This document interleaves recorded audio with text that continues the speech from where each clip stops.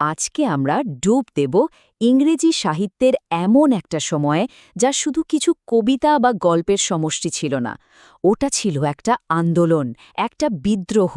হ্যাঁ, যুক্তি আর নিয়মের বিরুদ্ধে অনুভূতির এক তুমুল বিদ্রোহ। চলুন সেই আবেগের ঝড়ের গভীরে প্রবেশ করা যাক। দেখুন, লড়াইটা ছিল ঠিক এখানেই। একদিকে অগাস্টান যুগের ঠান্ডা হিসেবি যুক্তি, আর অন্যদিকে রোম্যান্টিকদের উষ্ণ বাঁধনহারা আবেগ। মানে একদিকে সমাজের জন্য লেখা নিয়মমাফিক সাহিত্য, আর অন্যদিকে ব্যক্তির ভেতরের জগৎ থেকে উঠে আসা কল্পনার অবাধ স্বাধীনতা। দুটো যেন একদম দুটো ভিন্ন মেরু। তো এই বিদ্রোহটা ঠিক কিসের বিরুদ্ধে ছিল সেটা বুঝতে হলে আমাদের একটু পেছনে ফিরে তাকাতে হবে। সেই সময়ে যখন সবকিছু চলত ঘড়ির কাঁটা ধরে, মানে যুক্তি আর শৃঙ্খলার নিশ্ছিদ্র শাসনে।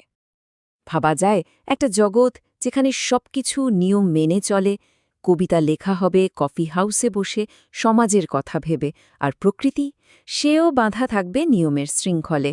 রোম্যান্টিকদের কাছে এটা ছিল একদম দম বন্ধ করা একটা ব্যাপার।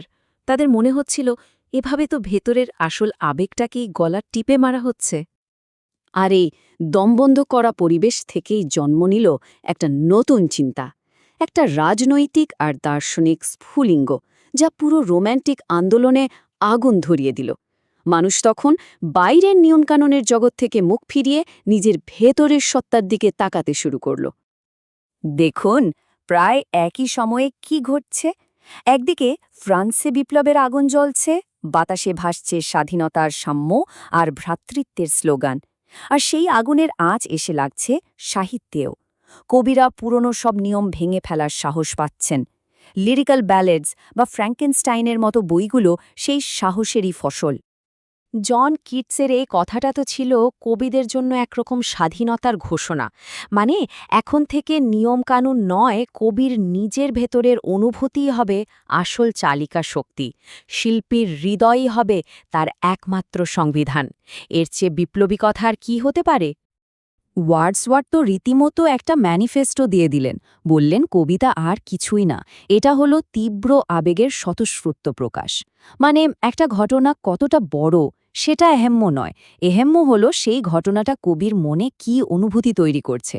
এই ভাবনাটাই পুরো কবিতার জগৎকে ওলপালট করে দিল। তো এই নতুন ভাবনা থেকে তারা কি করলেন? তারা শহরের ড্রয়িং রুমের কেতাদুরুস্ত আড্ডা ছেড়ে দিলেন, চলে গেলেন গ্রামের সাধারণ মানুষের কাছে, তাদের সাদামাটা জীবনের গল্প শুনতে। আসলে তারা বুঝতে পারছিলেন যে আসল আবেগ, আসল অনুভূতি লুকিয়ে আছে ওই মাটির কাছাকাছি থাকা মানুষগুলোর মধ্যেই। আচ্ছা, ভেতরের জগতের কথা তো হলো, কিন্তু বাইরের জগৎ, বিশেষ করে প্রকৃতিকে তারা কিভাবে দেখছিলেন? রোম্যান্টিকরা প্রকৃতির সাথে একেবারে নতুন গভীর এক সম্পর্ক তৈরি করেছিলেন। এই পার্থক্যটা কিন্তু খুব গুরুত্বপূর্ণ। একদিকে কলকারখানার ধোঁয়া ওঠার শহর, যেটাকে তারা দেখতেন একটা অসুস্থ যান্ত্রিক জায়গা হিসেবে, আর অন্যদিকে প্রকৃতি, যেটা তাদের কাছে ছিল একটা জীবন্ত সত্তা, একজন শিক্ষক, এমনকি ঈশ্বরকে খোঁজার একটা পথ। প্রকৃতি তাদের কাছে শুধু গাছপালা বা নদী ছিল না, ছিল এক আধ্যাত্মিক আশ্রয়। শুধু প্রকৃতিই নয়, রোম্যান্টিকরা সেই সব কিছুই ভালোবাসতেন যেগুলোকে আগের যুক্তিবাদী যুগ অন্ধবিশ্বাস বা অযৌক্তিক বলে উড়িয়ে দিত। তারা আসলে যুক্তি দিয়ে মাপা যায় এমন জগতের বাইরে উঁকি দিতে চাইছিলেন। কেন তারা এসবের দিকে ঝুঁকছিলেন? কারণ দৈনন্দিন জীবনের একঘেয়েমি থেকে তারা পালাতে চাইছিলেন। ভুতুরে দুর্গের গল্পে যে ভয়, মধ্যযুগের বীরত্বের গল্পে যে রোমাঞ্চ, বা দূর দেশের অদ্ভুত সব কাহিনীতে যে বিস্ময়, এই তীব্র অনুভূতিগুলোই ছিল তাদের কাছে আসল। বাস্তবতার চেয়ে কল্পনা ছিল অনেক বেশি জীবন্ত। তো এই যে এত বড় একটা আন্দোলন, এর রেশ কি আজও রয়ে গেছে? তাদের তৈরি করা ধারণাগুলো কি এখনও আমাদের প্রভাবিত করে? চলুন একটু তলিয়ে দেখা যাক। ব্যাপারটা বেশ মজার। রোম্যান্টিকদের মধ্যেও দুটো ভাগ ছিল। প্রথম প্রজন্ম, মানে ওয়ার্ডসওয়ার্থ বা কোলরিজের মতো কবিরা, তারা বিপ্লব খুঁজতেন সাধারণ জীবনে, প্রকৃতির মাঝে। কিন্তু পরের প্রজন্ম, বাইরন, শেলি, কিটস, তারা ছিলেন আরও এক ধাপ এগিয়ে। তারা নিজেরাই ছিলেন এক একজন জীবন্ত বিদ্রোহ। তাদের জীবনটাই ছিল তাদের শিল্প। আর এই দ্বিতীয় প্রজন্মের কবিদের থেকেই জন্ম নিল সাহিত্যের অন্যতম সেরা এক চরিত্র, বাইরনিক হিরো। এমন এক চরিত্র যা আজও আমাদের ভাবায়, টানে। কে এই বাইরনিক হিরো? সে প্রচণ্ড অহংকারী, কিন্তু তার ভেতর একটা গভীর কষ্ট লুকিয়ে থাকে। সে সমাজের সব নিয়ম ভাঙে। তার অতীতে কোনো একটা রহস্যময় পাপের ছায়া।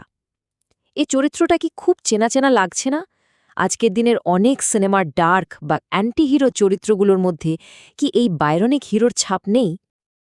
কিন্তু সবচেয়ে অবাক করা বিষয় হল, রোম্যান্টিকরা কিন্তু নিজেদের এই অন্ধ আবেগ নিয়ে সচেতনও ছিলেন। মেরি শেলির ফ্র্যাঙ্কেনস্টাইন তো এর সবচেয়ে বড় উদাহরণ। এই বইটা যেন একটা সতর্ক বার্তা যে লাগামহীন উচ্চাকাঙ্ক্ষা আর নিজেকে ঈশ্বরের জায়গায় বসানোর চেষ্টা কতটা ভয়ঙ্কর হতে পারে। এটা ছিল আন্দোলনের ভেতর থেকেই আসা এক আত্মসমালোচনা। তবে সবকিছুর পরেও রোম্যান্টিকদের মূল বিশ্বাসটা ছিল শিল্পকে ঘিরেই। জন কিটসের এই লাইন দুটো তো সেই বিশ্বাসের সারমর্ম। সৌন্দর্যই সত্য, সত্যই সৌন্দর্য। মানে চূড়ান্ত সত্যকে যুক্তিতর্ক দিয়ে নয়, বরং সৌন্দর্যের গভীর উপলব্ধি দিয়েই পাওয়া যায়। শিল্পই পারে আমাদের সেই পরম সত্যের কাছাকাছি নিয়ে যেতে। তাহলে শেষ প্রশ্নটা থেকেই যায়, আজকের এই যে ডেটা আর অ্যালগোরিদমের যুগ, যেখানে সবকিছুই মাপা যায়, হিসেব করা যায়, সেখানে কি সেই রোম্যান্টিক চেতনা, সেই বিস্ময়, তীব্র অনুভূতি আর লাগাম ছাড়া কল্পনার কোনো জায়গা আছে? নাকি এই যান্ত্রিক সময়ে ওই অনুভূতিগুলোরই আজ সবচেয়ে বেশি প্রয়োজন? ভাবনার বিষয়, তাই না?